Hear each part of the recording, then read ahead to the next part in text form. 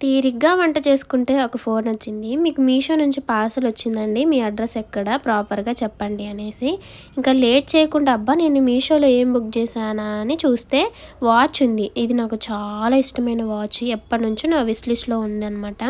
So, ఇంకా late చేయకుండా నా దగ్గర మనీ లేకపోయినా అన్నయ్యని అడిగానే నాకు అర్జెంట్‌గా ఒక 300 కావాలి ఫోన్‌పే చేయనంటే అన్నయ్య చేశారు. వాచ్‌ని ఇన్‌స్టాగ్రామ్‌లో చూశాను. ఒక 4, 5 వాచెస్ చూసా. వాటిలో నాకు ఈ వాచ్ నచ్చింది. కాస్ట్ కూడా 264 రూపీస్ అనుకుంటా. సో, మీకు ఎవరికైనా లింక్ కావాలంటే నేను షేర్ చేస్తాను. వీడియోకి మర్చిపోకుండా లైక్ చేయడం, షేర్ చేయడం.